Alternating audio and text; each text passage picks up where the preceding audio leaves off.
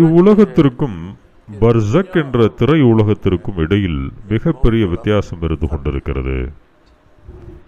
இவ்வுலகத்தில் நமக்கு 1000 கவலைகள் இருந்தாலும் மகன், மகள், சகோதரன், சகோதரி, நண்பன் போன்ற சிலரை நாம் ஞாபகம் வைத்திருப்போம். சிலர் எதை பற்றியும் கவலைப்படாமல் எப்பொழுதும் மகிழ்ச்சியாக இருந்து கொண்டிருப்பார்கள். அவர்களுக்கும் ஞாபகம் இருந்து கொண்டிருக்கும். உள்ளம் ஒரு உலகம் ஆகும்.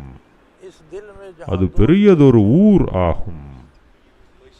இந்த உள்ளத்தில் நண்பனும் உண்டு, எதிரியும் உண்டு. நீங்கள் உங்கள் எதிரிகளை மறந்திருக்கிறீர்களா? அதாவது நம் எதிரியும் நம் உள்ளம் என்ற ஊரில் குடியிருப்பவர்தான். நண்பரும் உள்ளத்தில் இருந்து கொண்டிருக்கின்றார். ஒரு அடியான் பர்சக்கில் நுழையும் பொழுது உலக சிந்தனைகள் மாறிவிடுகின்றன. வெற்றியடைந்து விட்டால் அல்லாஹுவை நோக்கிய கவனம் எந்த அளவிற்கு அதிகமாகி விடுகிறதென்றால் அல்லாஹுவை தவிர வேறு எதுவும் அங்கு ஞாபகம் இருப்பதில்லை. பிடிக்கப்பட்டு விட்டால் நரகம் எப்படிப்பட்ட முசீபத் என்றால் அது ஞாபகத்தில் எதையும் இருக்க விடுவதில்லை. 2 நிலைகளிலும் மக்கள் அவரவர் இடங்களை நோக்கி சென்று விடுகின்றார்கள்.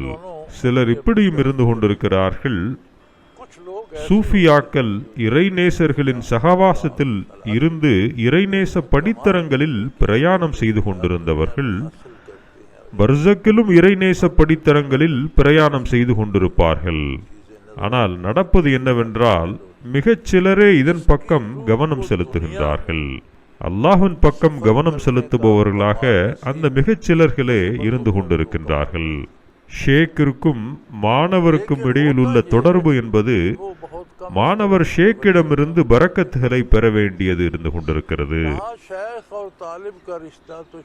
அவர்களுக்கு இதுதான் உலகமாக இருந்து கொண்டிருக்கிறது. மரணம் வந்துவிட்டால் கொடுக்கல் வாங்கல் முடிந்துவிடும். மரணம் வந்துவிட்டால் உங்கள் கடை மூடப்பட்டுவிடும். மரணம் வந்துவிட்டால் உங்கள் உடன்படிக்கைகள் முறிந்துவிடும். உங்கள் வசூல்களை உங்கள் வாரிசுகள் செய்வார்கள். உங்கள் வேலை முடிந்துவிடும். உங்கள் அமல்கள் முடிவுக்கு வந்துவிடும். படித்தரங்களில் முன்னேற்றம் என்ற பேச்சு முடிந்துவிடும். ஒரு ஷேக்கினுடைய தேவை இருந்து கொண்டிருக்காது. என்ன நன்மைகளை சம்பாதித்திருக்கின்றாரோ அதுதான் இருந்து கொண்டிருக்கும். உயிருடன் இருக்கும் இறைநேசர்களிடம் பர்சக்கிற்கு ரூஹ் செல்லும் அளவிற்கு பயிற்சி எடுத்திருக்க வேண்டும். அப்படி எடுத்திருந்தால் அங்கு சென்ற பிறகும் வெளிச்சத்தை பெற்றுக்கொள்ள முடியும். இதற்காக உழைப்பு செய்ய வேண்டியது இருந்து கொண்டிருக்கிறது.